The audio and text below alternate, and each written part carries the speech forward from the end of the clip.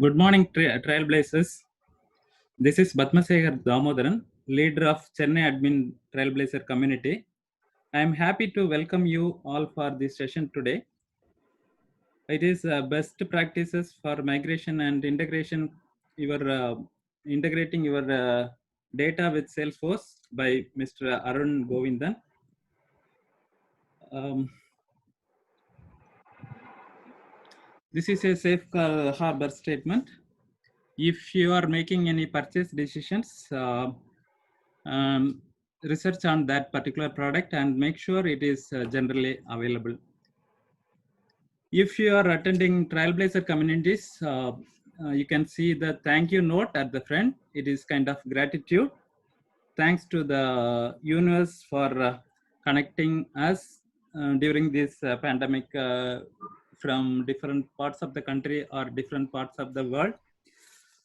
And we have seen many unwanted and unpleasant situations happening this year because of the bad virus. Even we lost one of our favorite legendary singer, SPB, yesterday. We have to accept the fact and we have to take it forward. We will have a better tomorrow and better new year soon. Please take care of yourself and stay safe. And special thanks to our partner and sponsor SoftSquare for their encouragement and support continuously.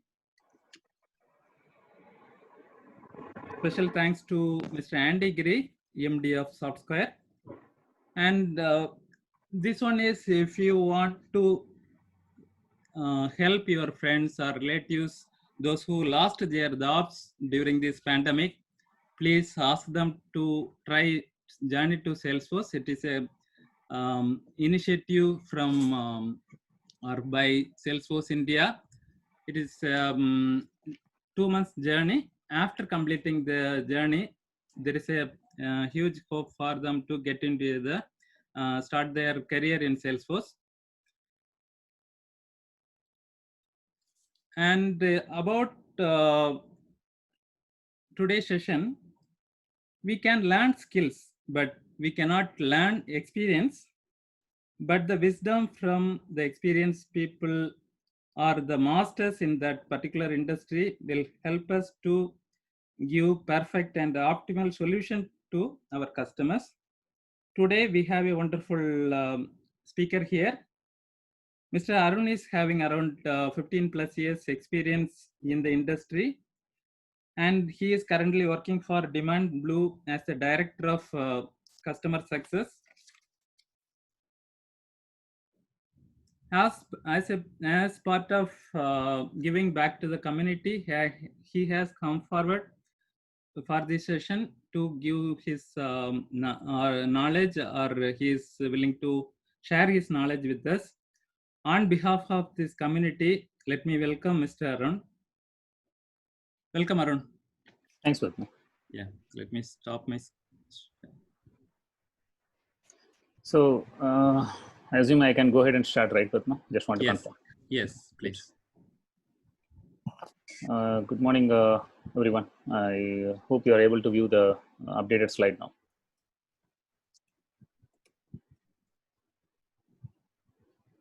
Are you all able to view the updated slide? Yes. Okay. Yes, Arun. I will go ahead and stop the video so that it will be easy to move forward. Then there is no lag and all. But there is a Twitter handle related questions they are asking in the chat. I hope you will take care of that. Yes. Okay, good.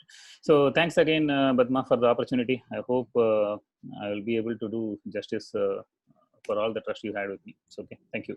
So as part of this session, we will go over the best practices for migration as well as integration we have with respect to Salesforce. Again, the data here, whatever we are mentioning here, it includes Salesforce data as well as the metadata. All the best practices that we came across is purely based on our experiences with within the migration as well as integration related projects that we have executed so far.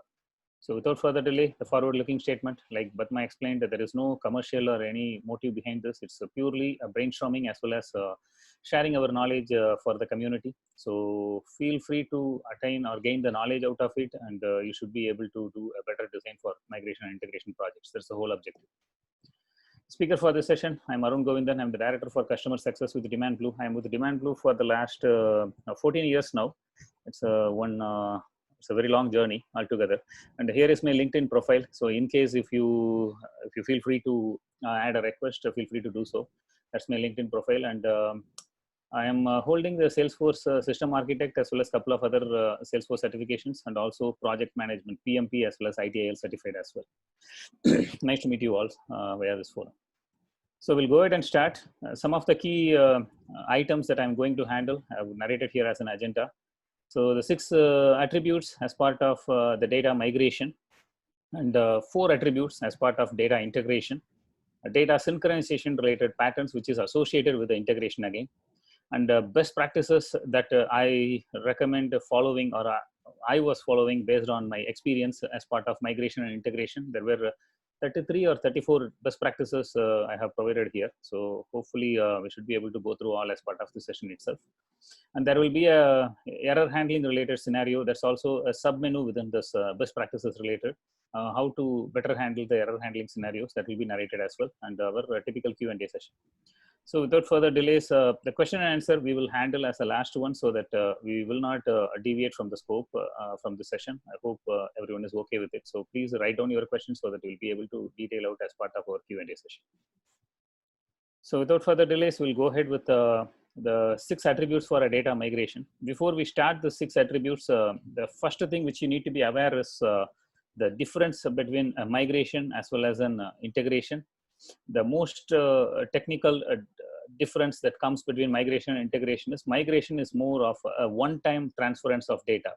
Even though we call that as a one-time transference, that includes migration activities to be performed in development, QA, as well as the production. I'm combining all these 3 as a one-time transference of data, which occurs whenever you are implementing a new application. That's the typical definition for a migration.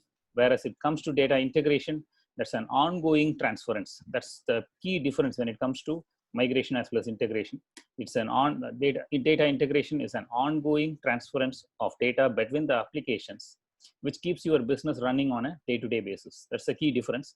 In addition to this, you may be using a different middleware for the integration, whereas you may be using a simple data loader for the migration. Those kind of other differences were there. But the key difference is on the transference of data, how frequently it occurs, and what are all the mechanisms to be handled is the key difference. So I hope migration versus integration things are clear, right? Anyone please confirm, that will be helpful. Yes. Okay. Yes.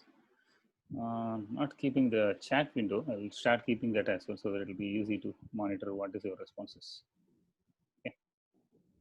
Okay. The 6 attributes of a key data migration that involves a well planning, proper automation mechanism, a controlled set of data, reversible, repairable, and testable. I will go through each one in detail. First is the well planning. Well planning is the most important attribute when it comes to the data migration, because if you have any failures with the remaining 5 attributes, then you will be able to cover up as part of your mitigation during your planning stage. But if your well planning itself is not happened properly, then obviously it will have an adverse impact with your project execution altogether. So the key when it comes to this data migration is your well planning. Just moving to the next slide quickly to show you, this is how it's not a common template. I would say this is the only well-planned document, but these are all the prerequisites that we recommend to ask. These are all top 10 best questions that we usually come across whenever it comes to well planning. It begins with what is the scope of the data, what format of data that you are looking out for, who is your SME, subject matter of expert, who is your point of contact. You may end up defining your requirement traceability matrix and other things as part of your SME derivation. and also any data security concerns, because when I'm working for a different org, they were using a separate security concerns or security guidelines in place. Obviously, that in turn will have an adverse reactions when it comes to data migration. And what kind of ETL tool that you come across, how much time do you need? When it comes to ETLs, sometimes your client itself is using some ETL tool, and you may need to just adhere to that. So in that case, you may need to clearly understand the pros and cons associated with that ETL tool before performing those activities. And when will be your data mapping document, which will be your Bible when it comes to the data migration? What kind of data mapping document that you have to prepare, and who is going to review those documents? Those are all some of the key attributes that you need to foresee when it comes to the well planning. So that's the key attribute. The second one is automated. Automation is, again, it will enable you to redo the migration with the minimal effort, and that will help you to provide some certainty with the results that you are deriving out of. So now, when it comes to the automation, the most common question that I came across is, if you are having a data migration, which by definition itself is a one-time transference. So why do we need to worry about the redoable automation process? The key factor is, even though it calls as a one-time transference of data, you may end up doing it in different arcs at different time periods. And that's the reason behind automation of data is a key when it comes to this data migration as one of the attributes. The third one is controlled. So control is nothing but what kind of data that you are planning to migrate, and having the complete control over that set of data. You may end up not doing the entire data set. You may end up doing a partial data set migration as well. So as long as you have a proper control of data, and that control must be centralized. The reason behind that control centralized is two things. One is you have better control, as well as you will be able to start using that reusable components as well whenever you have a control in a centralized way. And that will help you eventually with your referential integrity and other details as well. That's the third attribute, which is control. The fourth one is reversible. Reversible is usually, as per definition, you will call that as it's the ability to undo a data migration. So which is like if you are trying to delete a data, and if you are planning to delete a selected records, and if you are providing an reverse update is like instead of deleting, you are bringing back the field value back to what it was previously prior to your migration. That's called the reverse update. So you'll be able to perform any of these activities under this reversible attribute, and you need to account for as part of this data migration. And the fifth one is the repairable. So it's the ability to fix the data in a very targeted way. So mistakes do happen. We are not expecting an application with zero mistakes as part of your implementation. Mistakes do happen. One thing is we should not repeat the mistake. The other thing is, once you come, you need to guess what kind of mistakes are possible as part of this migration, and you have to have a proper mitigation plan in place. That will be categorized under the repairable attribute. The last one is testable. Testability is the ease with which users can test the data. Testability includes your QA testing, your user acceptance testing, as well as your power user or a business user associated testing as well. So if you have the transformation rules well documented, usually, because transformation rules are the Bible when it comes to data migration, as long as it is well documented, your testing should be relatively simple. So I know I've mentioned about the questions at the last stage, but I was curious, is everything clear, or do you have any initial set of questions as part of the 6 attributes under migration?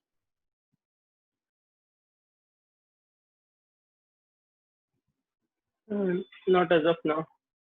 Okay, there is one question, reversible. Okay, thank you. Okay, we'll move on to this attributes for a good data integration. Since we talked about the migration, we are moving towards the integration. So Arun, when it comes, yeah, go ahead. There is a question, reversible. Okay, what's the question on this? Repeat the reversible, or? Yeah. Okay, reversible is usually. Can you give an example? Yeah, it's a deleting of data. So, for example, if you are deploying something under this data migration, and if you want to delete the data from the arc, that's a reversible action. Your rollback, basically, your rollback mechanism is what they are calling it as a reversible action, which is deleting the data, or if you want to delete a specific set of data, or suppose a reversible update, which is you are planning to bring back the old data instead of deleting the data, planning to bring back to the old data. For that, you need to have a proper backup mechanism in place. Nowadays, the own backup or spanning tools are the most popular ones, which you have to have a proper backup mechanism in place, and based on the backup mechanism, you should be able to derive your rollback mechanism. Okay. Thank you. So we'll move on to this data integration. One is this self-repairing. Self-repairing is, of course, things may go wrong, and you need to have a proper design in place so that you will be able to bring back the system back to the original state with very minimal intervening of human. That's what we call that as a self-repairing. We are not expecting the system to have the extreme intelligence to handle everything, but at the same time, it should be a very minimal effort to bring back to its original status. I hope you guys have heard about NOC, Network Operations Center, who is usually monitoring for any job-related failures as part of your nightly feed and other details. So the best example for self-repairing is you will be providing a run book to your NOC. Usually after your deployment of integration related modules, you have to prepare a run book, you have to hand over the run book to your NOCs. And as part of this, your NOCs, in case of any failures, all they need is they have to open the run book, see for this particular failure, what kind of instructions are we promoting. And based on the instructions that we are promoting, they should be able to recover. It's like a simple restart of the job, or possibly a small workaround, something like that we have to propose to the NOC, so that the NOC team should be able to easily restart the job. That's one of the best use cases when it comes to self-repairing. The second attribute is on this planning of the differences, because when it comes to migration, it is not a code handover, but when it comes to integrations, there is a high possibility you may end up doing a proper code handover.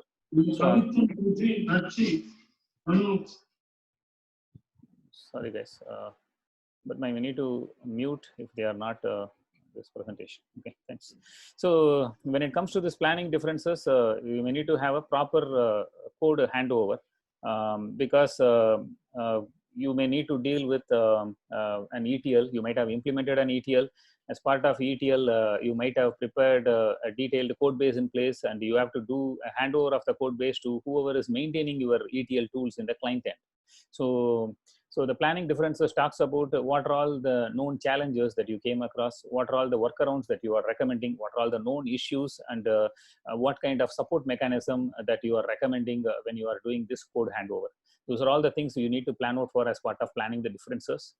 The third one is on the deployment part. So whenever it comes to the integrations, you cannot compromise on the deployment, because I have seen use cases where you may end up doing a migration directly in production, even though it is not a best practice related, not a recommended one, but there were unavoidable situations where you may end up doing that as well. But when it comes to integration, you have to follow the typical deployment process of development, QA, UAT, as well as the production support, and you have to plan out for that well in advance as part of this integration attribute. The last one is on the long-term support plan. So since you are delivering a code base, it is somewhat, item number 4 is related with item number 2. As part of planning differences, you have to think about your long-term support, and who is going to support, who is going to maintain, and what kind of maintenance related support they are expected from your end to be provided. You may come across some adoption related challenges as well when you are doing this handover. So you may need to go through those challenges as well and figure out a better mechanism to handle. Those are the 4 key attributes when it comes to the integration. Any questions on this 4 key attributes on integration?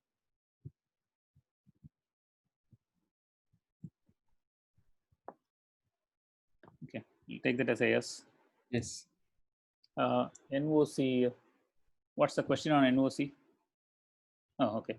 So NOC, in general, it's a set of operations. It's like a maintenance team. Usually, if you are having, I don't know usual process here, but in general in US and all, if you are dealing with a long-term customer, usually they will have a NOC team in place, which we call that as Network Operations Center, and they will take care of monitoring your real-time jobs in place.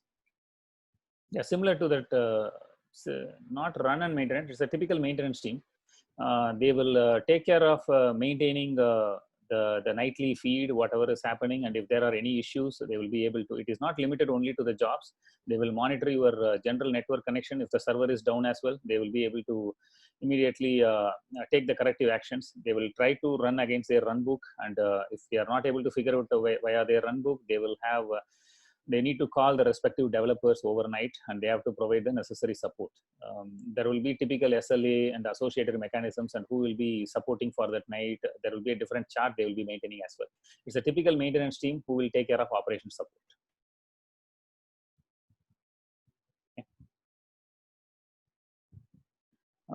Next slide is about the data synchronization patterns. So when it comes to data synchronization, it's one of the key jobs that you will be performing as part. Okay, one more question. Okay, so give some examples for the long-term support. That includes, suppose you may have a customer where they don't have any ETL support person in place.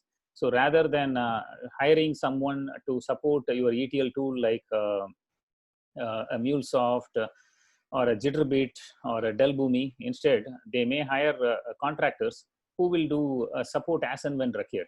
So it is a long-term contract that you have in place, and you may need to show up and provide the support only when it is required. So in those cases, you may have a long-term contract with your customer, and you may need to provide the support accordingly, and your design should be flexible enough to support this long-term privilege as well. I hope that answers you, Divya. Okay, so the data synchronization part, that's the most common type of integration job which we are referring here. So usually the data synchronization job talks about taking the data from one or more systems and moving into the other one. So that's the typical data synchronization, and the data synchronization refers to mostly with respect to the integration. So which is the pattern number 1. Quickly move this chat window. I will turn off chat window for a minute so that you'll be able to see the entire screen. So the pattern number 1 is you will be downloading the data, you will be doing the transformation using your data transformation utility, whichever is applicable, and then you will be performing the upsert of data.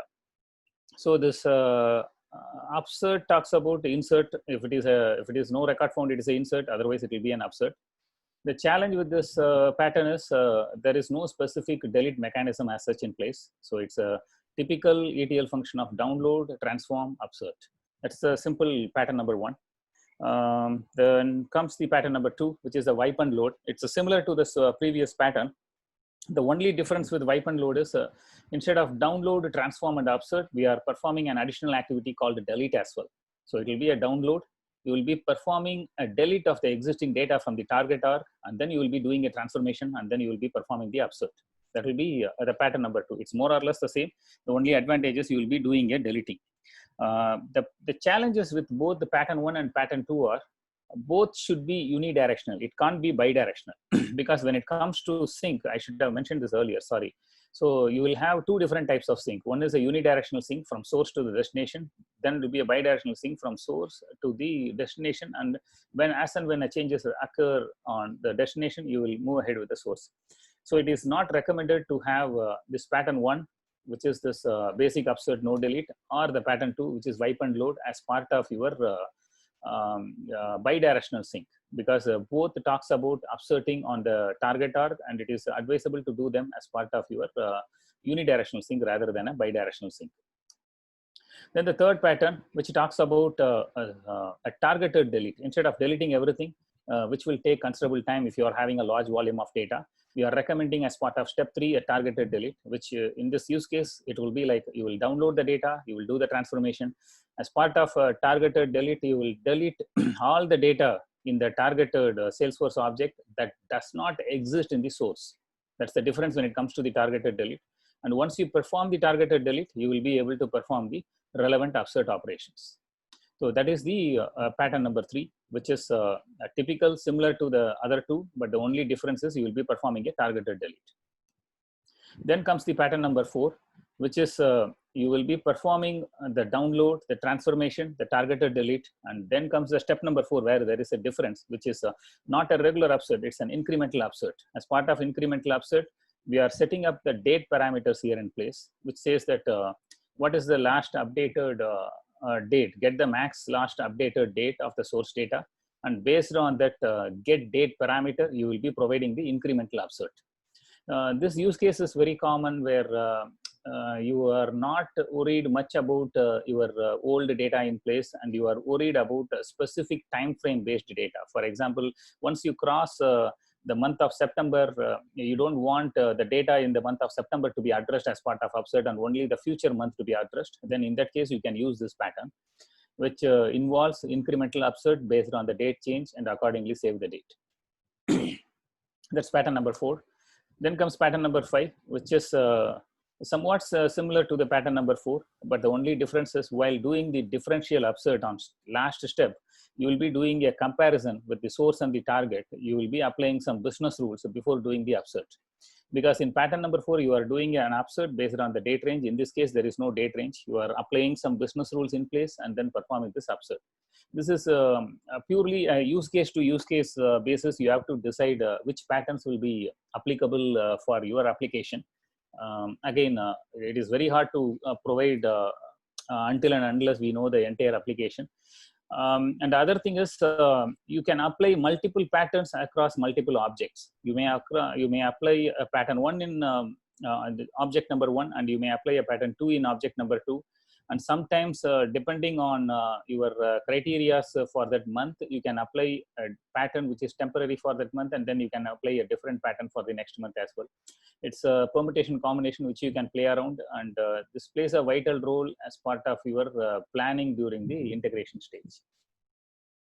So that's about the patterns. Let's quickly go through any questions on this. What I clicked. Okay. Any real-time examples for these patterns? Like, for some of them you specified like it is like date-based, like I want to do migration only for that duration. Like for the starting 3, which you mentioned, any specific examples you can provide? Yeah, sure. Yeah, it's again use case basis, Ankit. It's not like a global example. Probably wipe and load. I'll take one of the examples because there is a follow-up question from Divya as well on this. So, see, usually wipe and load will come into the picture where you have, let's assume you have a SQL database in place on the source end, and you want to do a sync from your SQL to the Salesforce. And after the sync, every time you have the data, you are not doing any actions through the data. In the destination, in your Salesforce, you are not doing any activities with the data. And all you are doing is you want the latest set of data set from SQL onto the Salesforce every night. And if you are not performing any action through the data, you are just using it for reporting purpose, then you can use this sample of wipe and load, which is you will download the data from your SQL, delete your entire data set from Salesforce, and do the transformation, and then upsert. You can place the data within the Salesforce. So since you are not going to perform any kind of operations within the Salesforce, you are more than happy to delete on a day-to-day basis. That's where the wipe and load will come in. Wipe and load is recommended for a unidirectional one. So likewise, you have to identify a use case for each one of them. Similarly, if you take this targeted delete, let's assume in our use case, in one of the use cases where the volume is too high, and when we end up deleting, it ended up running for multiple days or even multiple hours. So in those occasions, what we did is we went for a targeted delete. Instead of deleting everything, we ended up deleting only the records that were last modified within a specified date and time frame within the source system. We ended up doing a targeted delete only for those. So in those occasions, what happens is instead of the entire delete, which takes multiple hours or days, we ended up, it takes only a couple of minutes, or in the worst case, a few hours. And then we were able to proceed with that ETL transformation for that night. So again, likewise, it's a use case basis. You have to figure it out, which is the best pattern. These are all the common patterns which I use across. That doesn't mean only these are the available patterns. It's a customizable one, like in Salesforce. You can pick and choose whichever you like, and accordingly, you have to decide whichever pattern is appropriate for your implementation.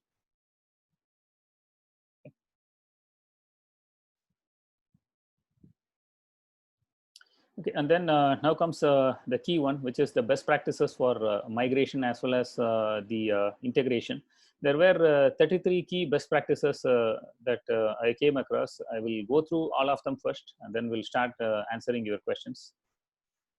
The first one, the key thing is whatever I have explained here on the attributes for the mapping as well as for the integration, those attributes I have highlighted in green here. This is just to relate whatever you learned in the previous 2 slides. I'm just trying to connect with the best practices. Usually, usually we will create this as a tag. If you are using Jira or something, you are more than happy to have these attributes as a tags within your Jira. And whenever you are creating a story based on these best practices, you can add those tags to those stories, so that later on, as part of your final deliverable, you will be able to tell your customer, hey, these are all the key attributes I have accounted for as part of my migration as well as integration. And these are all the scores associated with each of the story for these tags. So you may tell like well planned. That's the most common one, which every customer likes that keyword. And that's the most common one when it comes to your stories as well. So you may end up having your well planned around 70 to 75% of tags within your stories. And you can very well highlight to your customer. These tags are the key when it comes to your success, either your project closure or as part of your weekly status calls with your customer. You are more than happy to show it to them as part of this your Jira use case as well. So that's on the attribute mapping. So we'll begin with the first best practice is have a proper plan in place. You should have a proper well-planned one, which is the key attribute. That's the one which we are highlighting as a most common best practice when it comes to your project success.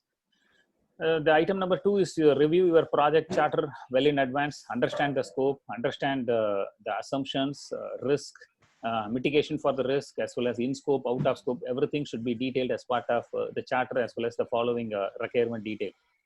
That's your best practice number 2. Best practice number 3 is you need to partner with your PM.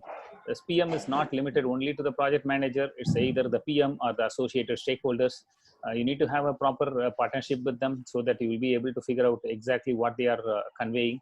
And that will help with the emotional tracking of the project, as well as the success towards the project as well. Item number 4, even though it's a very simple term of start early, always that's the most common reason for the failure when it comes to migration. Usually people deal with migration as a very last resort when it comes to the project implementation, and you may end up paying more, or you may end up not meeting your deadlines as planned. So always start early, plan well in advance when it comes to the migration, understand the target org, understand the source org, understand the schema behind them, so that you will be able to plan well early and mitigate the risk well in advance, so that you will be able to overcome the challenges. Item number 5, understand the source data, as well as ask questions associated with this, because it may be a very simple use case where the customer, for example, they may be using a multi-language feature. So as part of data migration, they might have used that multi-language feature in a very small subset of data, which you may not have assumed as part of your initial scope in place, but that will play a considerable amount of backlog if at all it is not configured properly in your target org. So even though it is a very small thing, as long as it is, if you are not analyzing the data properly, you may come across some challenges associated with it. That's also part of your well-planned attribute. Item number 6 and 7 are interlinked, which is document your transformation, which is the key module when it comes to your migration or your integration. So document your mapping document well in advance. Proper transformation needs to be there, and you need to clearly educate the users about any schema change. Once you have the data transformation in place, any schema change that they are making as part of their ongoing maintenance when you are doing this migration will have an adverse impact, and you have to educate your users accordingly.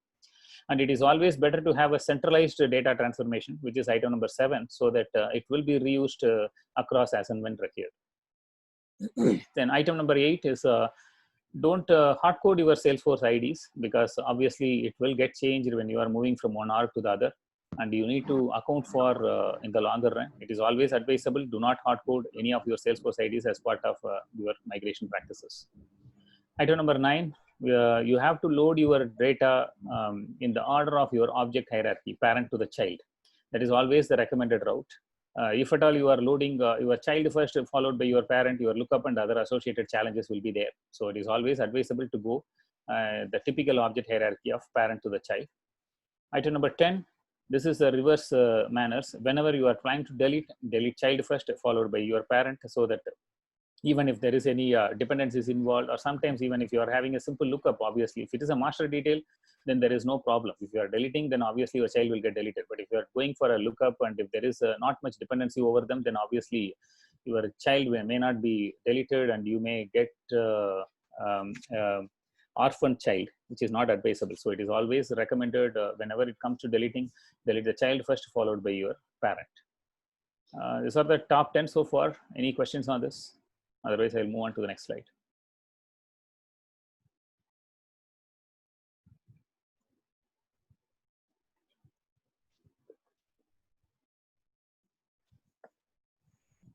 It's okay. I'll move on to the next slide. So item number 11 is do not forget about your owner as well as the record types, because whenever you are moving from one org to the other, that plays a vital role. Whichever record type it is associated with, or whichever owner it is associated with. And it is always advisable, once you transfer your metadata, you have to do your user object first before performing any other object data. Once you have your user data, that includes what are all the owner name, user details, and everything associated with it will be part of your target org as well. And then you will be able to move your migration of lead account and your account owner, and everything will be synced in proper way. So that's why we always talk about owner and record type play a vital role before you start your actual internal data migration. Item number 12, automate as much as you can, because you have to repeat these activities in development, QA, UAT, production, as well as your support plan as well. So always it is better to automate as much as you can. And there are some tools available in the market which you can use for your automation as well. And that might help you as well when it comes to this automation process, and it will save you a lot of time when it comes to repeating the same task of migration or integration across different orgs. Item number 13, use proper tools. Either it could be your data loader or any other middleware. For that use case, whatever is the applicable tool, you have to choose. And also, in cases your customer is already using some other tool, they may be already paying for it, and you may end up leveraging that. So ask those questions well in advance, understand what tool that they are already paying for, and try to leverage that as much as you can, and understand the pros and cons associated with the tool, and inform the customer well in advance due to if they are using so and so tool, what are all the pros and cons associated with that. Item number 14 is build a library of reusable code, because recently we did a project in MuleSoft based ETL, and obviously whenever it comes to the MuleSoft, everything is API driven, and you are able to reuse the code in multiple occasions. So those are all the permutation combination you have to choose well in advance. Probably as part of your key stakeholder meeting, you can ask them if at all there is no ETL tool already in place, and if they want your help to choose the ETL tool, then play the advisory role of understand exactly what kind of reusability pattern that they are looking out for. There are customers who are not concerned much about the cost, who prefers not spending too much in the long-term maintenance. In those cases, we can promote this reusable code and associated ETL functionalities as well. Item number 15, turn off your duplicate management mechanism. So this is generally advisable when if you are having a large set of data, and let's assume a customer use case where customer is telling they are not worried about the existing data and associated data duplicates. They want those data to be transferred from one org to the other. In those cases, it is better to turn off the duplicate management for the time being, move the data as it is, because all they need is a clone of data from A to B, and they will deal with data quality later. In those occasions, turn off the duplicate management and proceed with your typical migration activity. Item number 16 is you need to have to control or which data to get migrated. This item number 16 is the reason why I have gone through the data synchronization patterns before this best practices. That's where your use case comes on what kind of migration pattern that is applicable for your use case. So suppose the customer is telling they were particular about a specific month of data, then you can accordingly choose your synchronization pattern as part of that. Item number 17, try to fix the code rather than the data, which is try to provide a long-term fix rather than providing a temporary solution. and the temporary solution will bring in more and more maintenance nightmares. I'm sorry. So that's why you have to be careful while fixing. Try for always a permanent solution. Don't go for a quick fix. Don't go for a workaround route, which will cost customer more and more challenges in the longer run. Item number 18, fix the errors in the parent object prior to go with the child, because there could be scenarios where you may making some changes in the parent that might have adverse reactions in the child, and you may end up doing or repeating the same task within the child object as well. Item number 19, every record you insert, always try to have an external ID reference. So this will help you mainly with whenever you are doing a comparison between source and target, and see whatever is in source, whether we have that in target. At that time, this external IDs play a vital role. And talking about external IDs, that item number 20 will come in, which is do not use the external ID for anything other than your migration or integration purpose. You may end up using it for reporting, that's okay, but do not perform any business rule or any change based on that external ID, because external ID sole purpose is for your migration or your integration. That's the 11 to 20 related best practices. I'll quickly open the chat window to see any questions on those.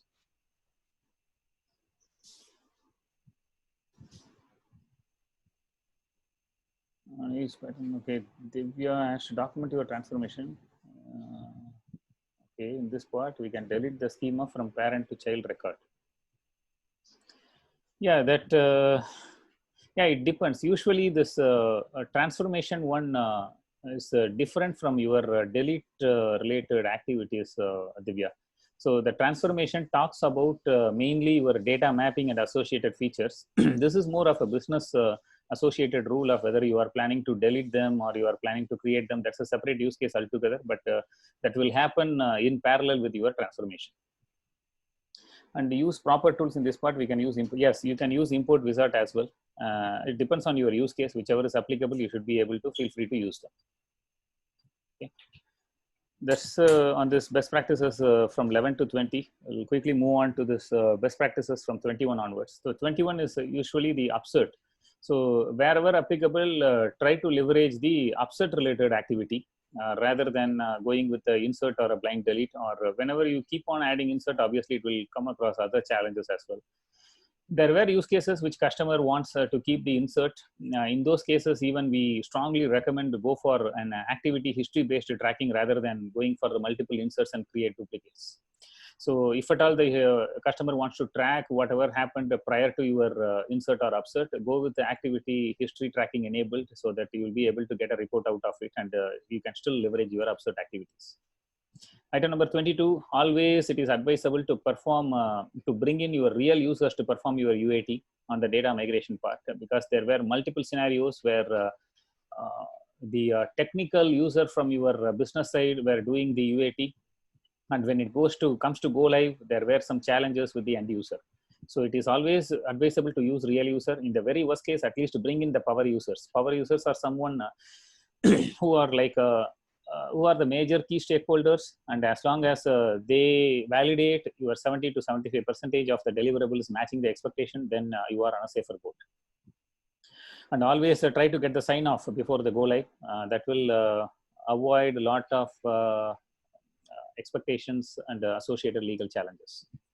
Item number 23, always plan for an extended UAT period. And if you are dealing with a large integration, it is always advisable to have a parallel run in place between UAT and production. And obviously it should be in sync with your production, so that you will be able to validate the last 2 weeks or last 3 weeks of data in parallel between production as well as UAT. And that will bring in more confidence for the development team as well as for the business users.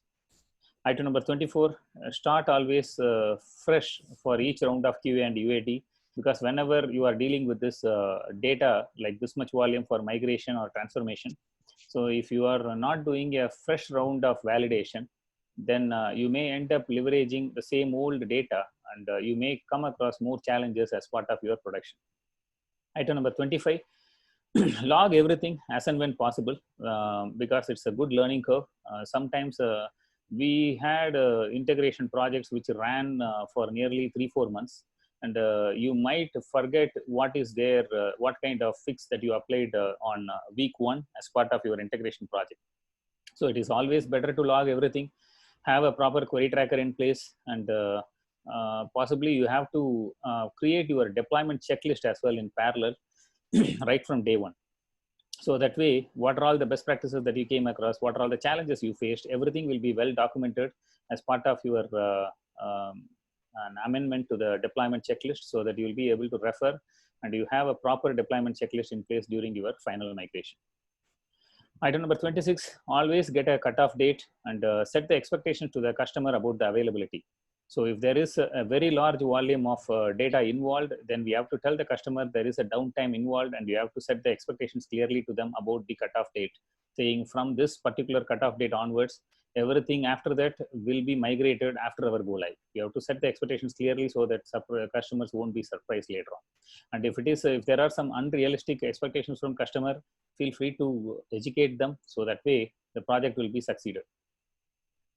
Item number 27, always record your runtimes. Whenever you are doing the extended UAT period, where you are doing this mock run in step number 23, always record your runtimes so that you will know what is the realistic update that we can provide to the customer as part of your deployment checklist. In your UAT org itself, it is taking the data migration, entire process takes 6 hours, then we cannot tell the customer it will be done within an hour. So that record runtime will help to plan your deployment checklist much better. So this is a simple graph which talks about your customer, what kind of stakeholders that you have in place, which categories they will fall under. Stakeholder involves not only customer from the from our internal team level as well. You may need to play around. This is mainly for the project managers. They may need to play around based on what kind of emotional categories that we are dealing with. And accordingly, you will be able to predict your risk rating as well in advance. So that's from 21 to 27. I'll quickly check any open questions on this.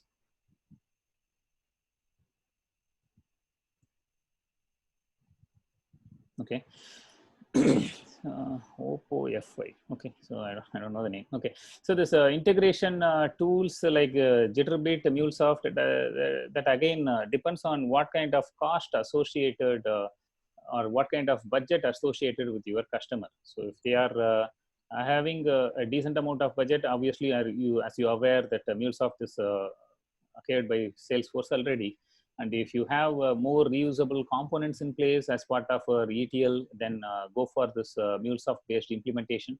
Even though it's at a cost, initial cost is higher, but at the same time, once you start having more and more reusable APIs within MuleSoft, your future implementations will be very minimal, and you may get your return on investment well in advance.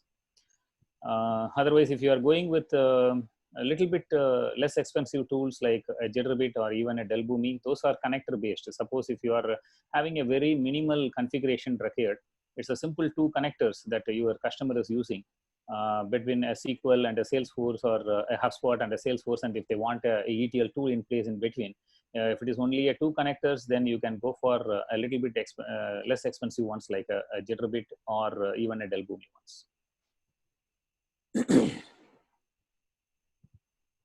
Okay, and then best practices from 28 onwards, which is the time-based workflow. That also plays a vital role, because if your resource org is having a time-based workflow and it runs possibly every Thursday or a specific time frame, then that might have adverse reaction when it comes to the target org. From our experience, whatever we have seen, this particular use case played a vital role because there were too many time-based workflows which you need to account for as part of your initial well-planned related checklist. Item number 29 is your code coverage related. So if at all your code coverages or there were use cases where your target org might have a very less code coverage. They may be doing a couple of patches where they might deploy the changes, run a specified test case while deploying as well. In that case, your overall org code coverage will be less, and you may need to account for as well whenever you are migrating the metadata level. So if you are, as I said earlier, these best practices are not limited only to data. It talks about metadata as well.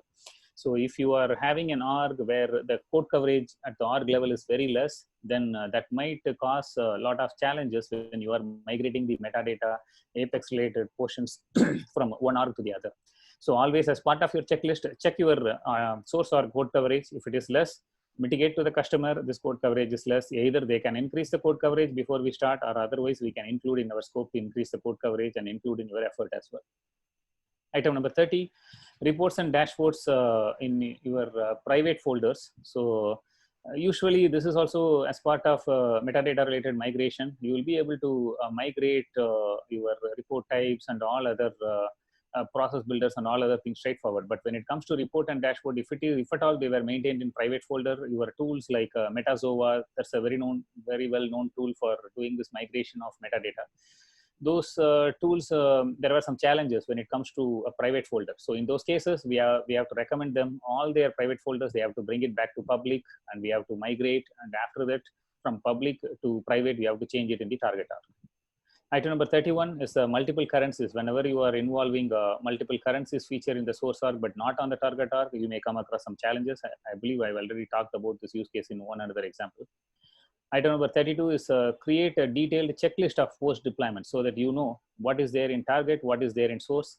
Always for migration or integration related, it is advisable to provide a detailed report at the end that highlights what is there in source and what is there in target. That will give more confidence for the customer.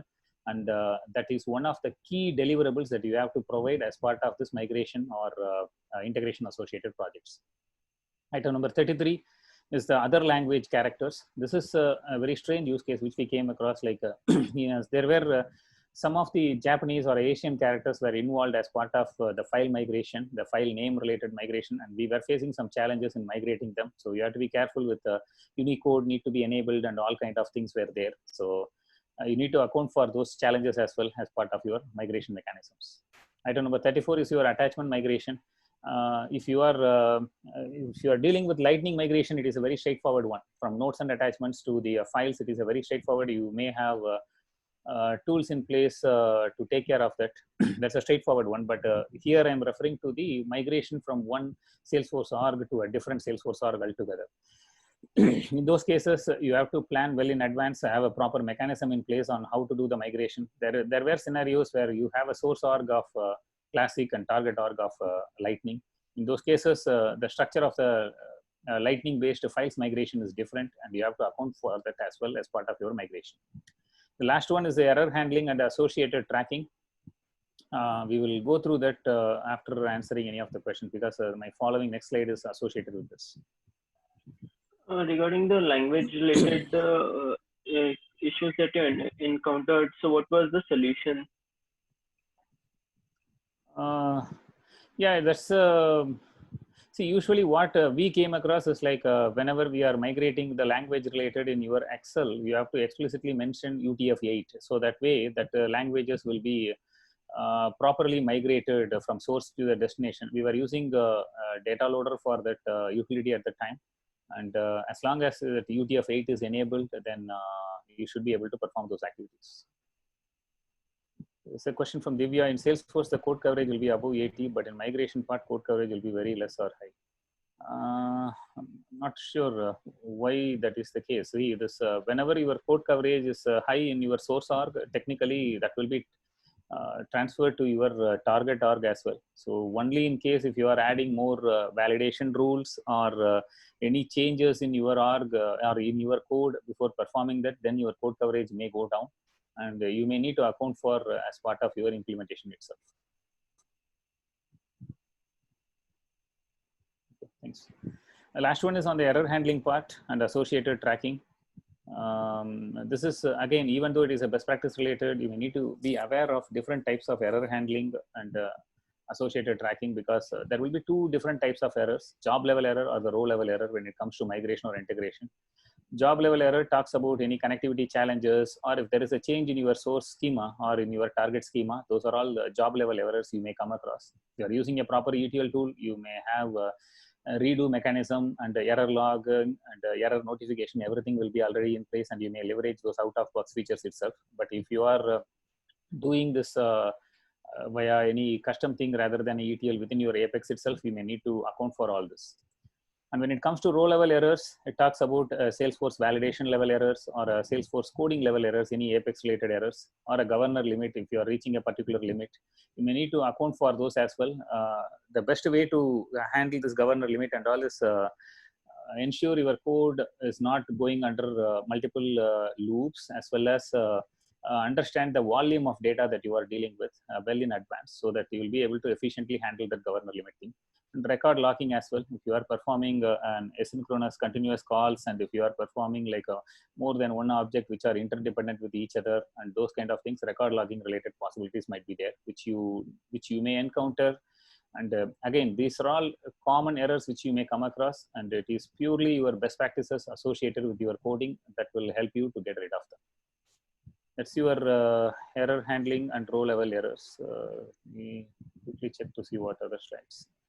Quick summary of what are all the things we discussed. 6 different attributes of data migration.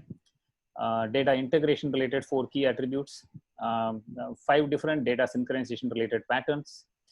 35 best practices plus their associated attributes from this data migration and integration. What are all the common error types that you come across and associated subtypes? And this is a good reference material. There is a data migration pattern book written by David Mushry that talks in detail about these patterns, and it's a 500 or 400 page book. It's a very detailed one. That's a good reference material which you may use in addition to these presentations as well. Any other questions, team?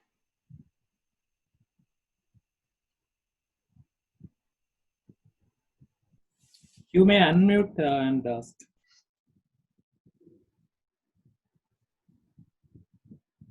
Yeah, there's one question from Divya. It talks about yeah, governor limit error. Yeah, you may come across in any situation, Divya. It's again it's purely your coding, how you code, and what kind of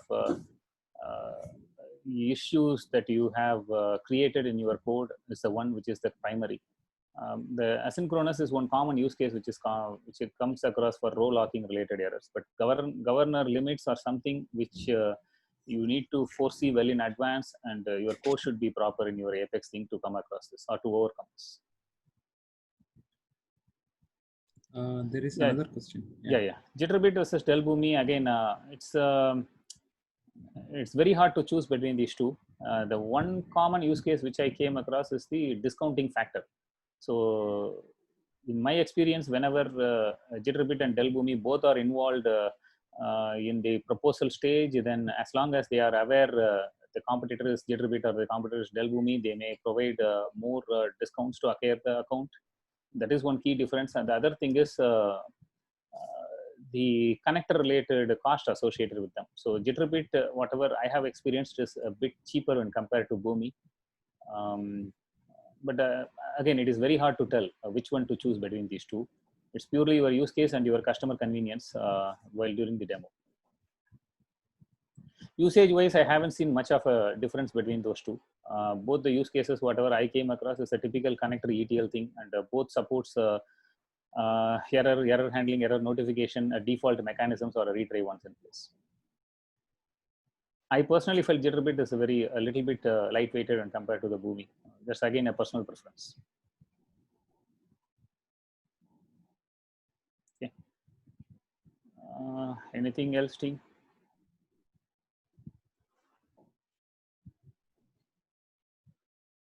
Any other questions? Turn on the video so that I can see.